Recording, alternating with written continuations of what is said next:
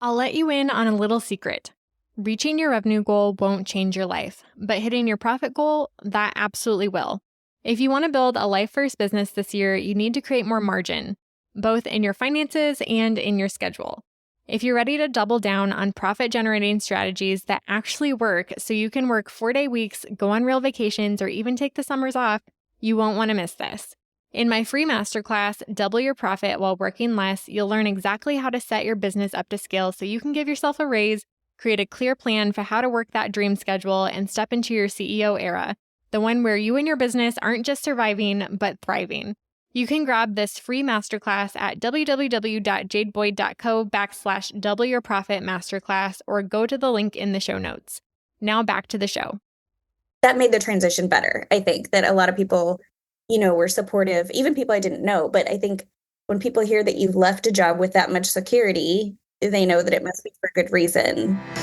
Welcome to the Business Minimalist Podcast, a podcast about redefining productivity for the modern woman in business and finding ways to work smarter, not harder, in business and life.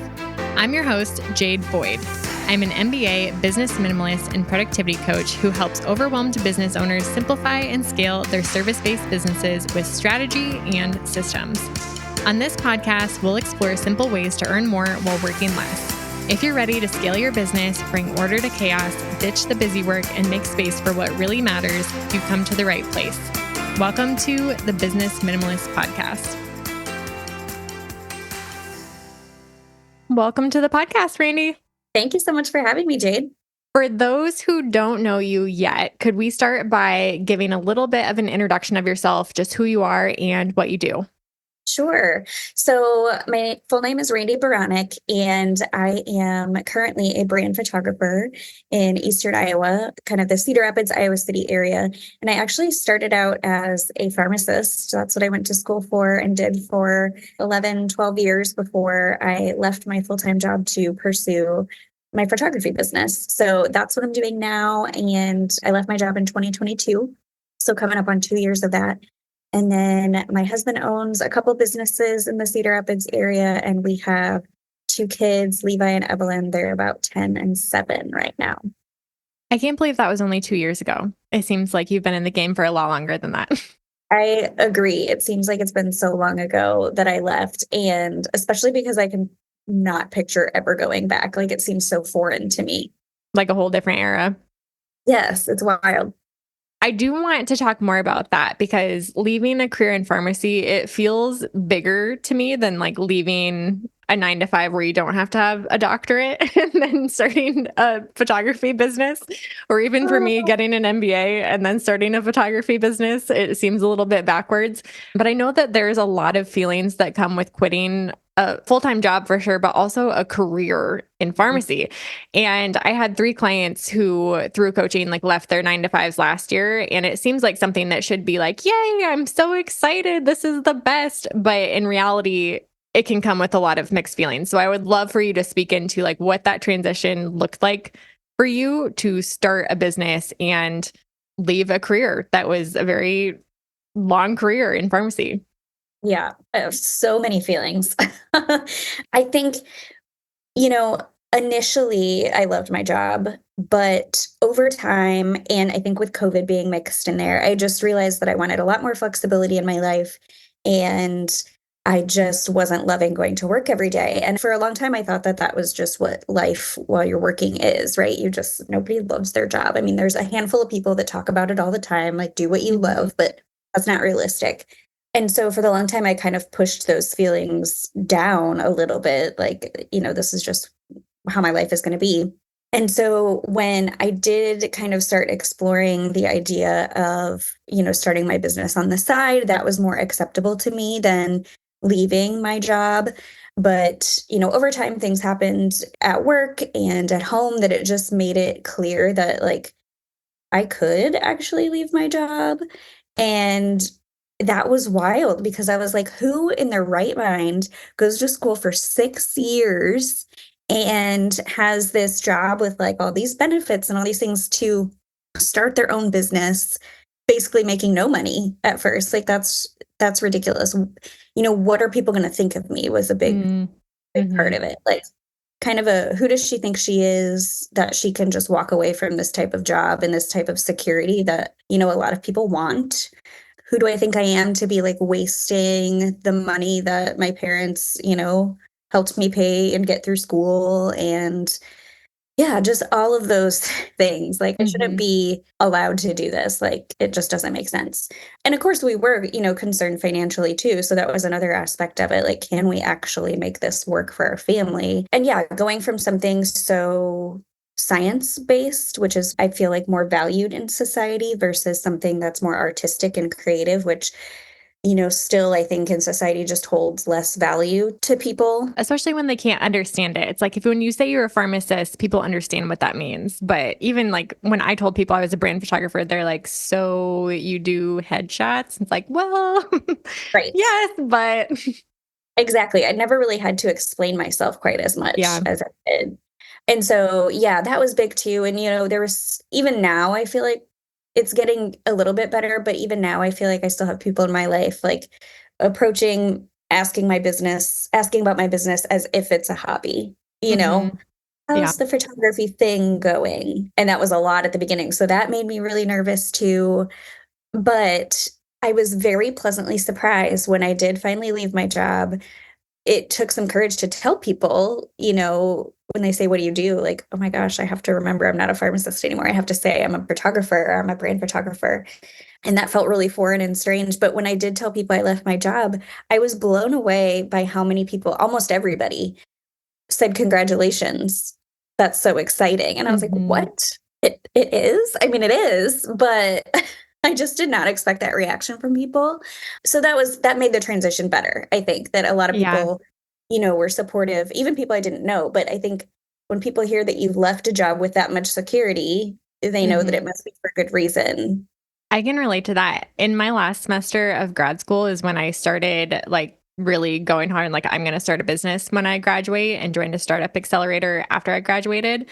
And a lot of my Mhm. classmates were like, "Oh, that's so cool. I'm jealous." And I was like, "Well, you could do that too, it's nothing Right? special. It's just a different Right. decision." But it is funny how we think like, "Oh, they're going to look down on me or think that I'm not reaching my potential or whatever that is." But in reality, people really admire entrepreneurs for different reasons, even though there's still the comments of like, "Oh, how's that hobby of yours?" Like it's so mixed.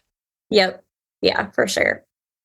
So I love that you shared your fear of like, what are people going to think about me? Because I think that's huge, not only for leaving a full time job, but in business in general to pursue something you're passionate about and like sell yourself. It's very vulnerable. But as a brand photographer, you help other women really build up their confidence and build their personal brands and learn how to show up confidently and yeah, not care as much about what other people are going to think and put their own business and their own like needs and wants above that fear of, "Oh my gosh, I don't want them to think X, Y, and Z about me." So I would love for you to talk into this because I think you're so good at doing it yourself. You set such a good example, at least from the outside looking in. I know from the inside out, it might not always seem that way, but you do like exude confidence. And in whatever situation I've met you in, I have always felt like you're showing up fully as like Randy, like not putting on a face. So I think a lot of people have the question of like, can this be taught or is this just who you are? So anything that you can say to speak into like, how have you developed the courage to be yourself? And what advice do you have for business owners who are really struggling with that? That's a good question. I don't feel like I was always this way, and I don't know if it was something that I learned or if it's something that was just kind of always there, but I didn't allow it to come out until I Mm, had this business and this reason for it to come out. But I do think there's lots of things I learned along the way that helped me get there. So I do think it is something that people can learn or kind of a muscle that they can flex and just build over time. But gosh, talking into my phone on stories the first time, I was like, "Oh my goodness, this is the so worst. ridiculous." The worst. Like, first of all, I'm literally talking to no one right now. I'm talking to my phone. Second of all, people are going to see me, this professional pharmacist now talking on stories. They're going to think I'm trying to be an influencer. Like, this is so embarrassing. But I think the thing that I learned, and I don't remember who told me the first time or what it was, but it was just like the people who care and the people who are going to judge you for that are not your people. Whether Mm, that's your acquaintances who think, oh, this is so cringy, like maybe they just aren't your people in your inner circle that that they aren't going to be the ones that you're going to keep around to support you in your journey.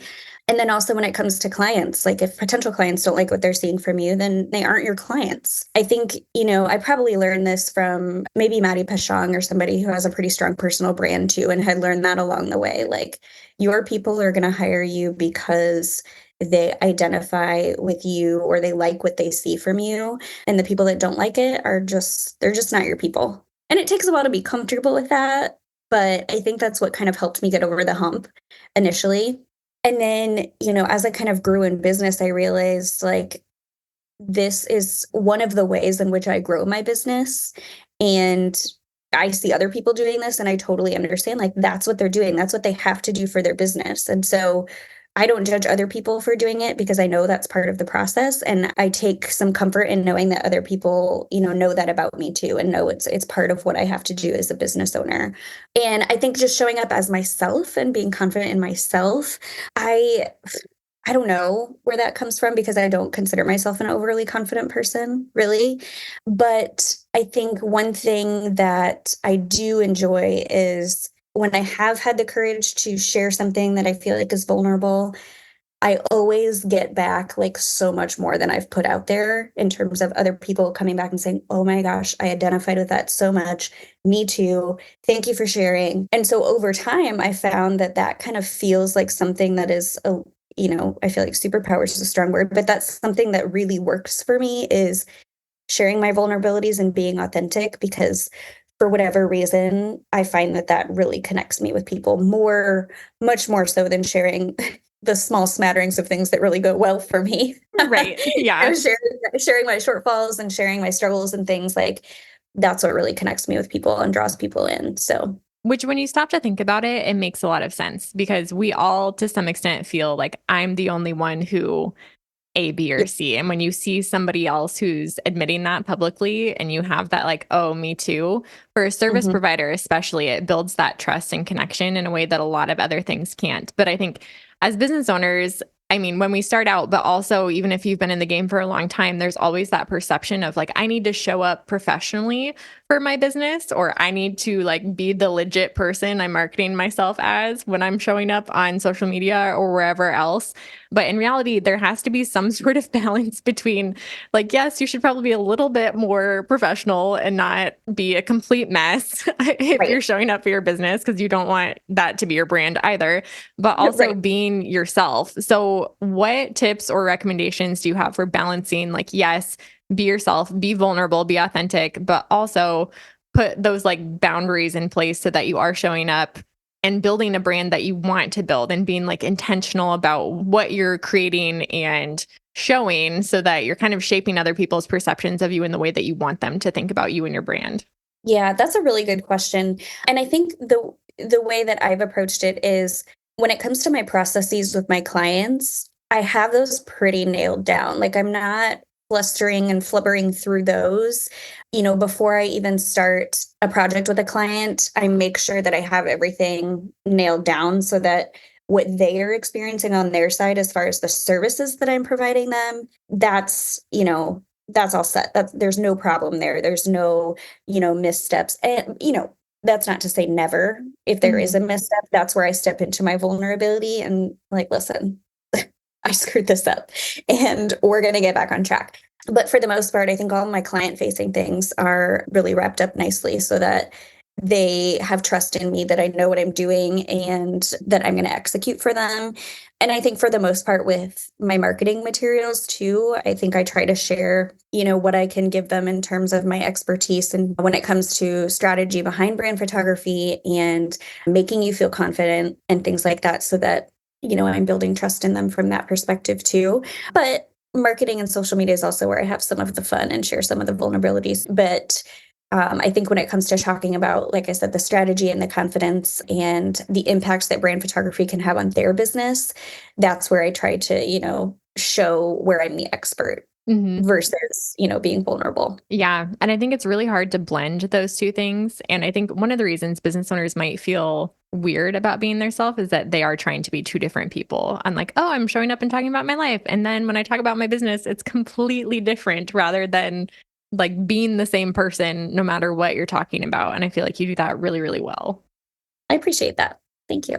So you also mentioned being vulnerable and like privacy and authenticity is a huge topic, especially for more introverted or shy entrepreneurs who hate showing their face anywhere. And you're obviously, as a brand photographer, a huge proponent of showing your face. And this like no face account movement is trending. I know Yes. recently my feed has been filled with a lot of reels on like how I grew thousands of followers on Instagram with never showing my face. Okay, same. I've seen a lot of that too.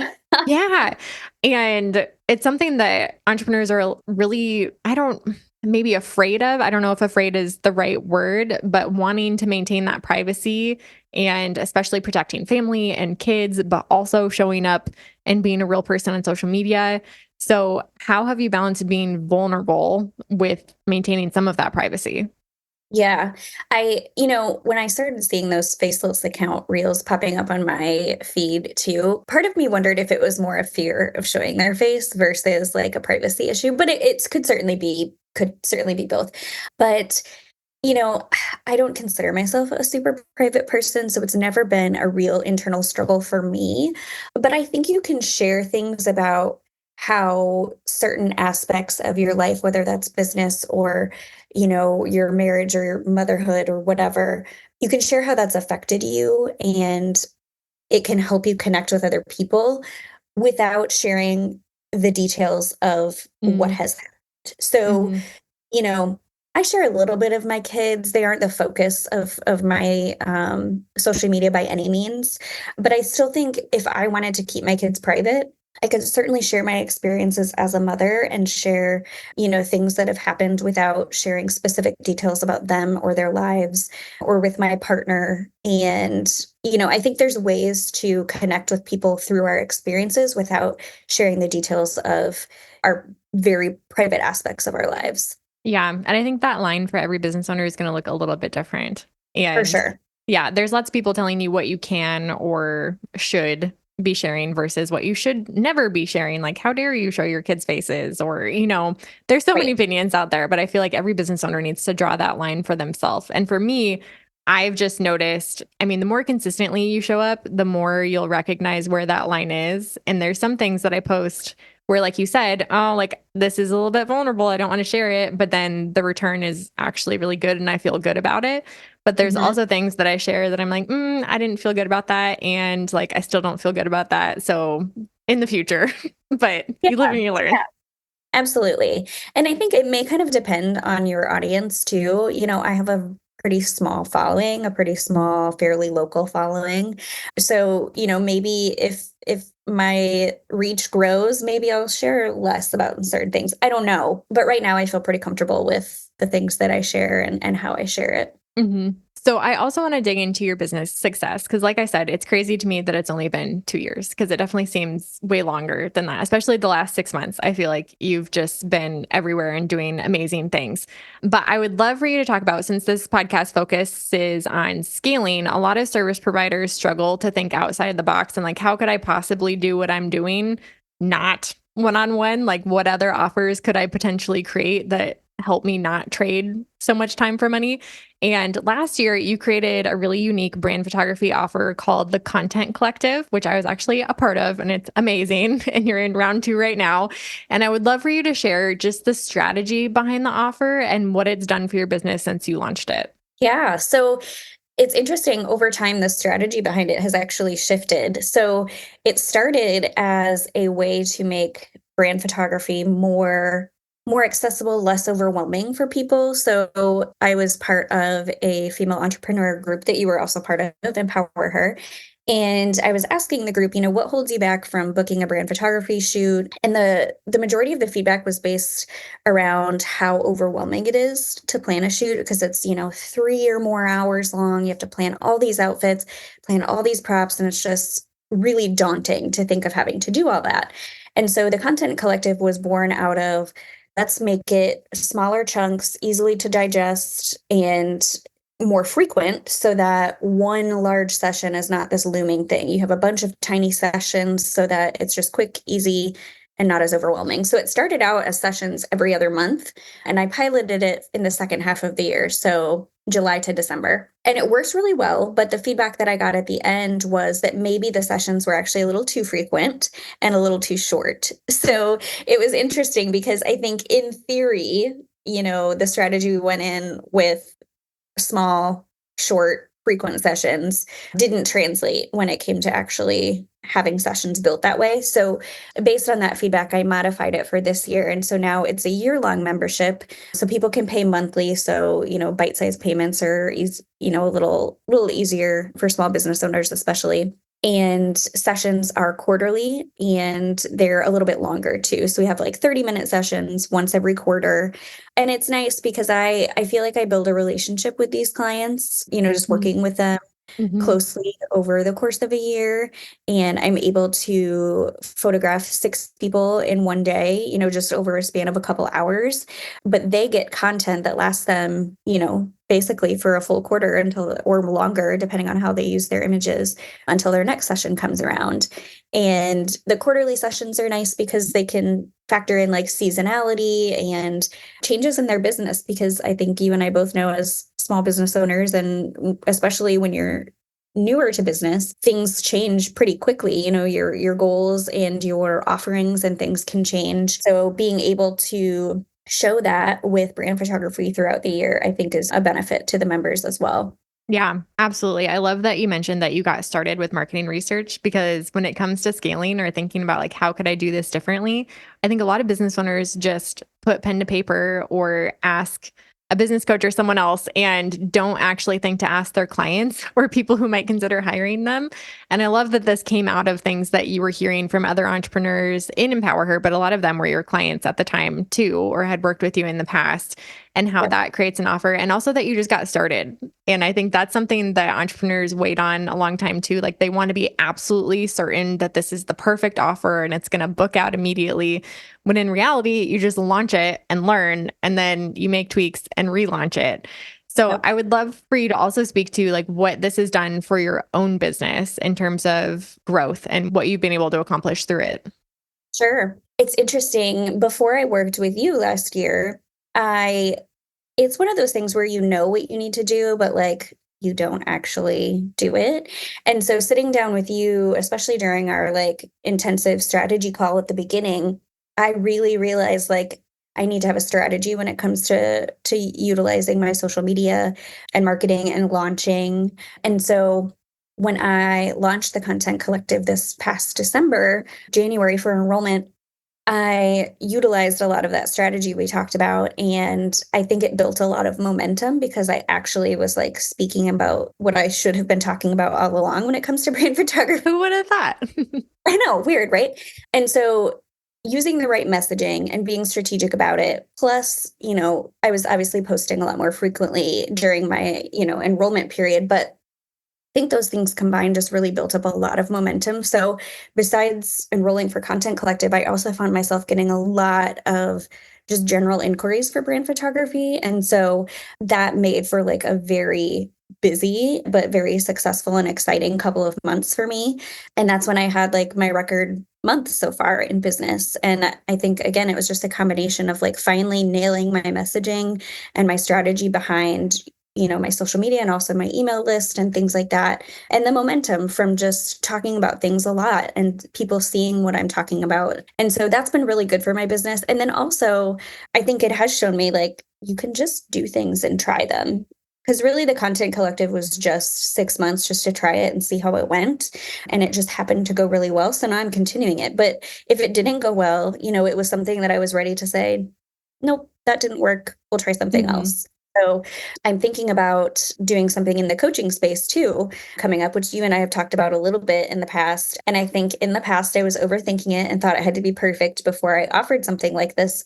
But now I'm more of the mindset of, let's just give it a try and Mhm. see how it goes. And I can always tweak it and always scrap it or, make it better, whatever it is. Yeah, 100%. We talked a lot about this when we were creating your marketing strategy and your marketing plan, but just the importance of consistency. And we even talked about like, oh man, some reels, create them. There's no thought, it takes no time. And then it's really successful. And then you put all the intention into another post and it falls flat. And it seems like there's no rhyme or reason, but there is power in showing up consistently. You've showed up pretty consistently ever since we created that plan. So I would love for you to speak into like, what did that look like for you? Was there a period where you're like, oh, I don't know why I'm doing this, and then oh, it's working? Or what did that look like from your perspective? Yeah, consistency was a big piece that I was not following through on before. I would make a post when I felt like it or when I felt like I had something to say instead of, saying what I know people need to hear over and over again. I thought if I said it once, they've seen it, that's it, which is I knew that wasn't the case, but it didn't stop me from still thinking that. And so yeah, being consistent was hard at first, but we had come up with a plan together of like mapping things out ahead of time. So I didn't feel like I was always back to the drawing board each and every day. I had a calendar already written out of what I needed to talk about. And so that made it so much easier. And I've really tried to implement that going forward. And social media is a long game, so it wasn't like my bookings just went crazy after I started being consistent, but I did notice, and this might seem silly, but when I would open my Instagram prior, I would have no or maybe one DM from somebody. And I was opening up my Instagram recently and during that time period of consistency and even now, it's not uncommon for me to have 4 or 5 or 6 DMs, which seems so small and like what, who cares? What is a DM? It's not a booking, but it's just consistent interaction with people. And so I'm staying top of mind for people. And so when they are ready for a brand photographer, they're more likely to think of me because we've been interacting on social media. They've been seeing my things on social media. And that's not to say that it's definitely not all marketing. Like I enjoy having conversations with people, whether they're a client or a potential client or not. I just enjoy connecting with people. But the fact that that may also lead into an increase in my business is just kind of the icing on the cake. So it's really just been cool to just build relationships there. Yeah. And I think it also lays the groundwork for, I mean, after being consistent, then you launched and you're showing up a lot and selling a lot.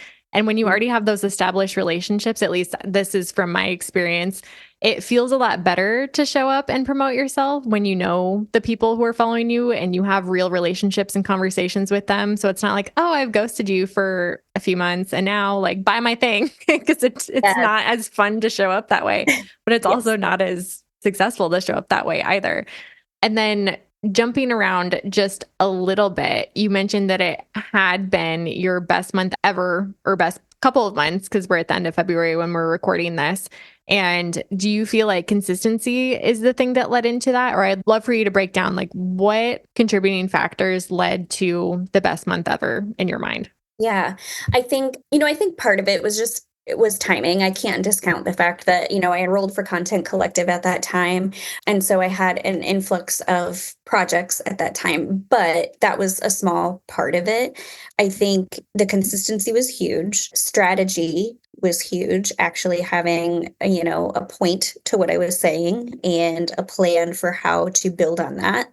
So consistency, strategy, and the momentum from those two things combined, I think is what led to my best couple of months ever. And I've noticed recently I've been slacking a tiny bit on my consistency and I can tell, things just slow down a little bit. And that's okay for me right now. I'm feeling pretty busy. And so, that's more or less intentional, but it's just wild to see how things change with those small Mhm. changes in consistency. Yeah, either way, for the better, for the worse, which I think Exactly. that we forget about because I think it's easier for us, maybe, and maybe this is just me projecting my own beliefs onto other people, but I do think it's easier for us to believe, like, oh, when I slow down, then my business is going to slow down and have that fear, but not have the belief that if I pick up the pace, even if it's like a little bit more consistent, that I'm going to actually see results from that. But that is also true. So if you're only believing one way or the other, I just want to point out that it works both ways. Yes, that's a very good point, for sure. Yes. I also want to get into speaking because this podcast is so focused on balancing business and personal life. You also are very passionate about health and wellness, and you co host a great podcast called Give 'em the Bird, which is like really entertaining to listen to for anybody who is listening to this. And also just one of those podcasts that I feel like anytime I listen to it, it's so relatable, especially to hear like a health and fitness person talk about like, oh yeah, here's what happened when I ate a whole box of Oreos and I don't feel bad about it. Like there's something really freeing about the content that you create. And I would love for you to talk a little bit more because I don't know that I've ever heard the story of like how you got so interested in health and wellness and like what that looks like for you as an entrepreneur moving from a full-time job into entrepreneurship to still prioritize your health and wellness while, it's really easy to fall into the hustle game as a business owner, especially within the first few years. So I'll give you the floor to speak to your passion.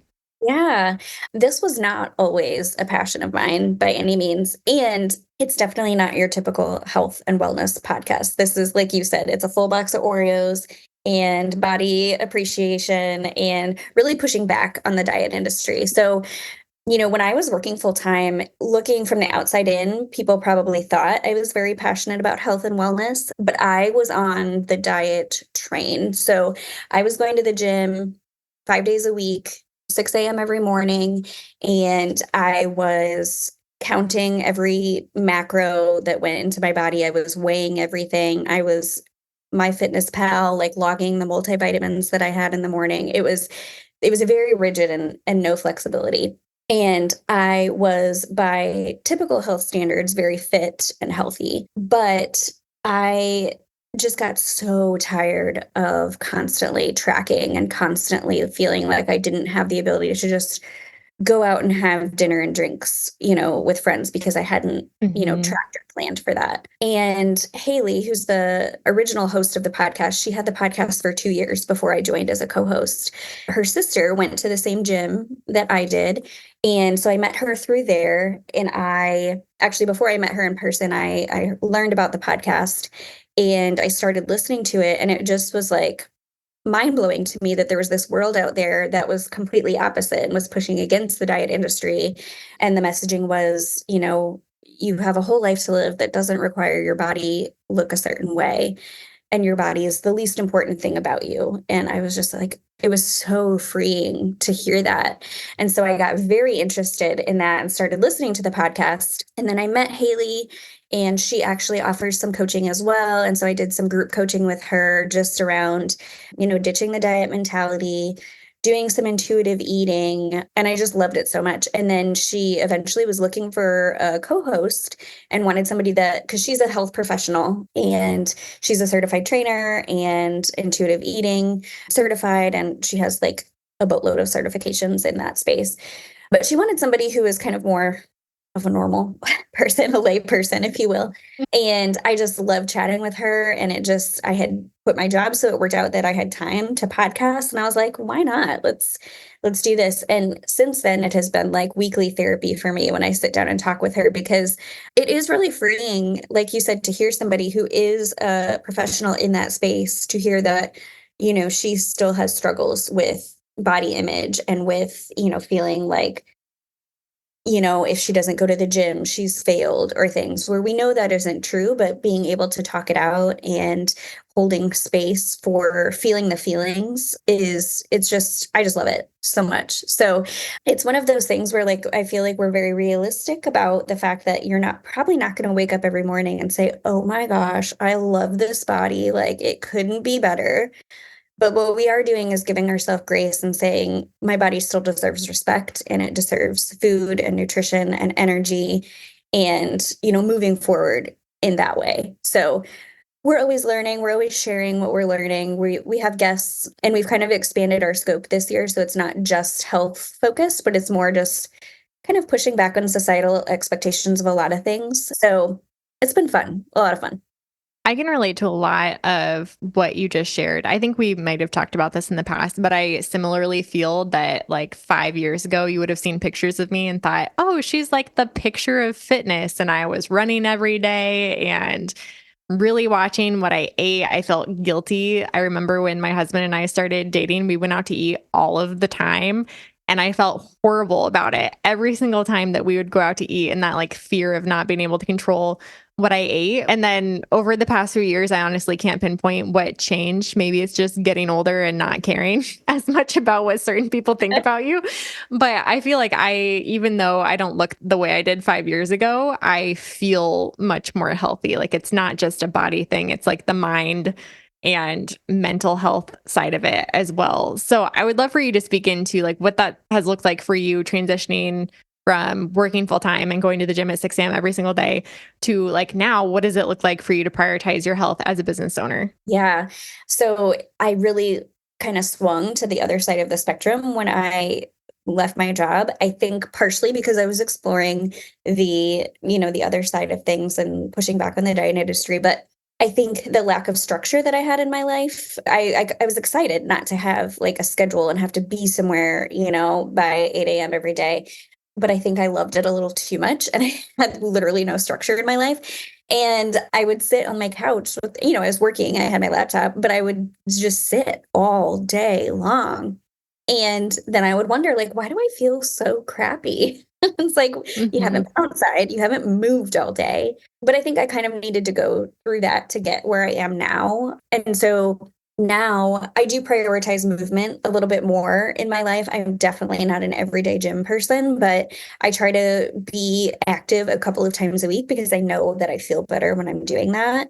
And it's helped me realize that a little bit of structure in my life is a good thing. Food for me, that was the easiest thing for me to like give up was the food rules. I think because had them for so long that it seems counterintuitive, I guess, but I had them for so long, I was just ready to get rid of them. Mm. And so I don't really have any like off limit foods anymore.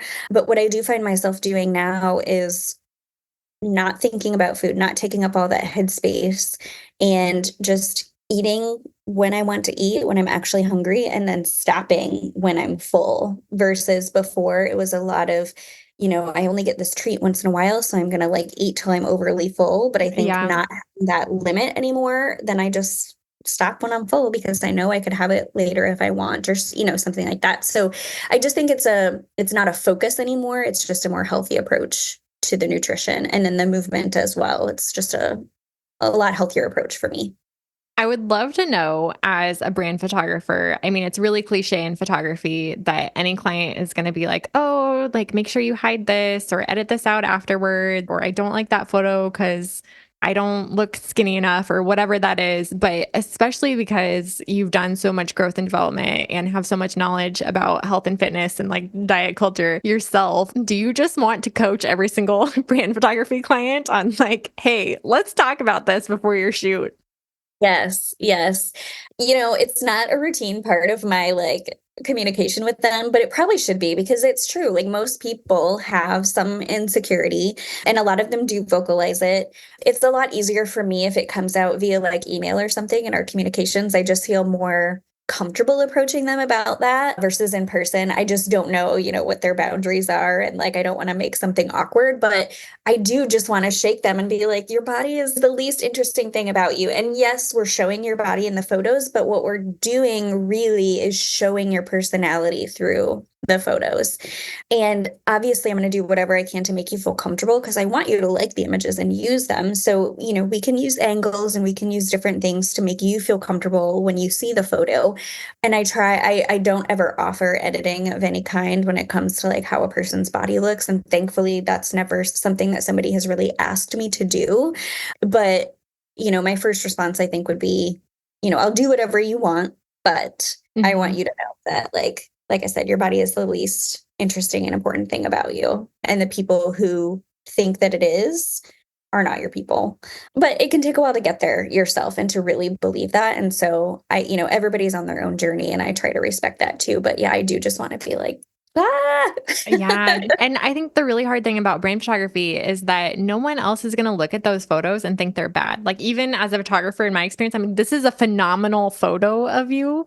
And you don't like Yes. it for this tiny reason that nobody else is going to notice at all. But that prevents so many entrepreneurs of showing up and, like, in brand photography, booking the photo shoot and investing in those photos, but also showing up or sharing, becoming a personal brand in other areas too, which is it's really sad and something that is just another obstacle for women when it comes to growing business. I don't think men struggle as much with that.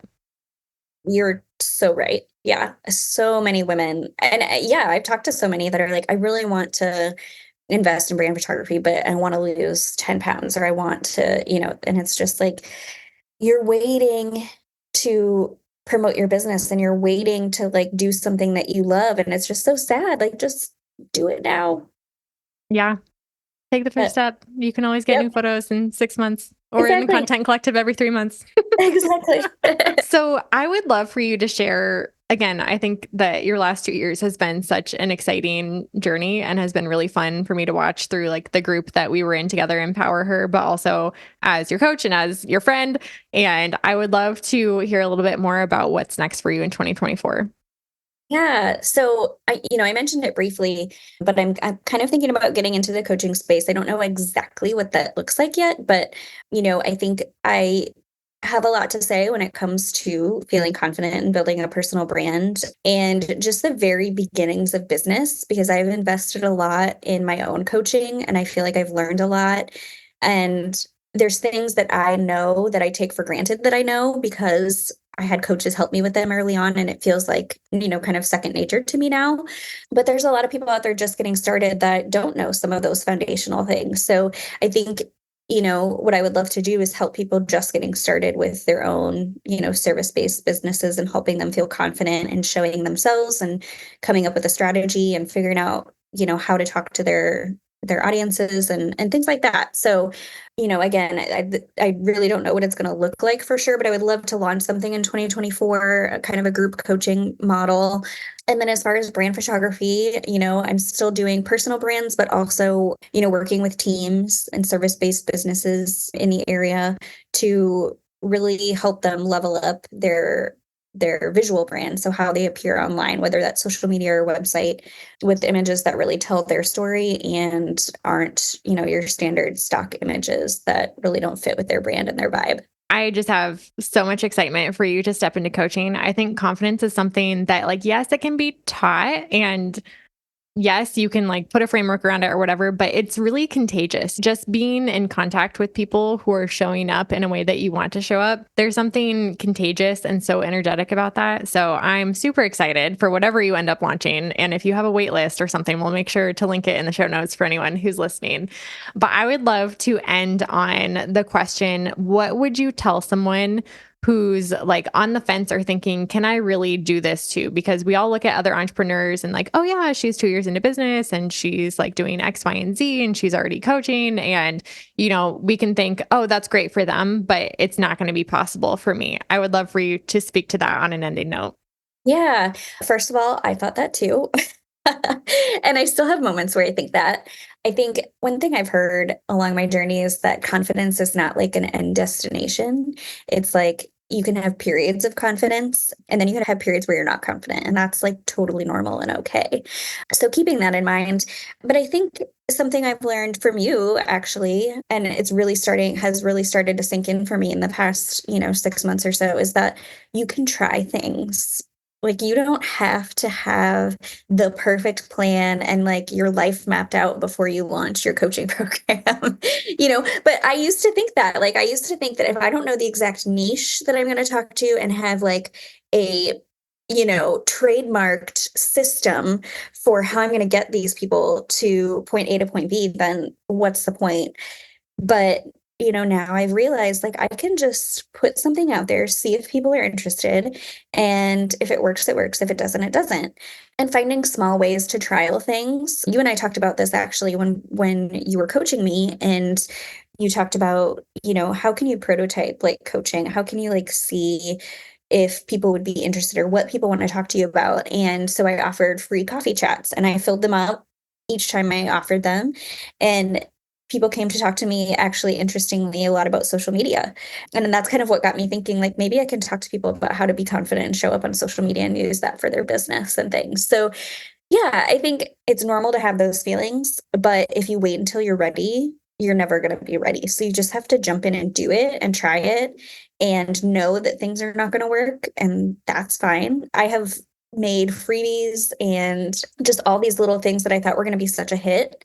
And I had like one or two people download them. It's like, well, okay, that didn't work. And, sure, it sucks. Sure, I put in work, to get it there, but whatever, I'll move on and pivot and do something else. So, and also time, like it is going to take some time, and that can be hard, especially for people like me who like instant gratification and like, things to happen quickly. I'm impatient, but there's just something about time and waiting for people. People don't know how wonderful you are, and it takes them a little bit of time to figure that out. And you're not always in control of that. So just keep at it and things will happen. I love it. There's so many good nuggets in there. I feel like we could talk for a lot more time about everything that you just said. But in wrapping up, for everyone who loved this episode and wants to get more in your world and catch your contagious confidence on social media, where's the best place to find you after the show?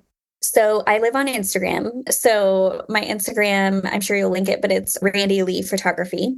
My website is the same, www.randileephotography.com. I'm on Facebook, but it's, copy paste of my Instagram, but the page is again Randi Lee Photography. So that's where I hang out. I'm on Instagram stories a fair amount. So yeah, I'll get some goodies for you to put in the show notes too. Perfect. And I would also say that your email list is such a fun place to be. I Oh get gosh. excited Yes. anytime you send an email.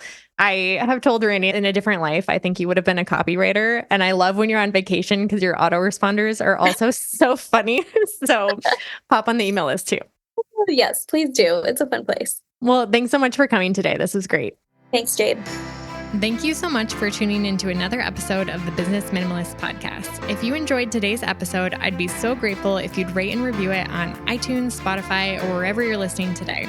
Your rating and review will help more small business owners discover helpful episodes each week. And don't forget to check out the show notes for the tools and resources mentioned in today's episode, because good ideas don't grow businesses, action does. And if you want more business minimalist tips and resources, head on over to Instagram and follow me at jadeboyd.co. I'd love to hear what you took away from today's episode. I'll see you next time on the Business Minimalist Podcast.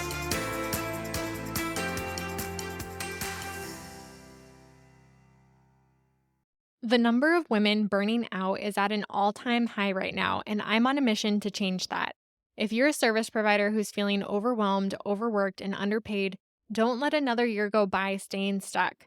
The Business Edit is a 12-month group coaching program that helps you declutter your business from top to bottom so that you can have shorter to-do lists, a clear strategy to scale, and know exactly what to focus on each week to drive results in your business. You'll end the year with the business that you've been dreaming of building, one that gives you your life back and pays you more than you ever made before. In the program, you'll follow my signature 5-step method for scaling your service-based business. You'll get business minimalist strategy, marketing, systems, and productivity roadmaps that are simple to understand and easy to implement. Plus, 12 months of customized one-on-one coaching to help you every step of the way. Join me inside the Business Edit at www.jadeboyd.co/coaching and get my step-by-step blueprint with everything you need to build your dream business in 2024. Now back to the show.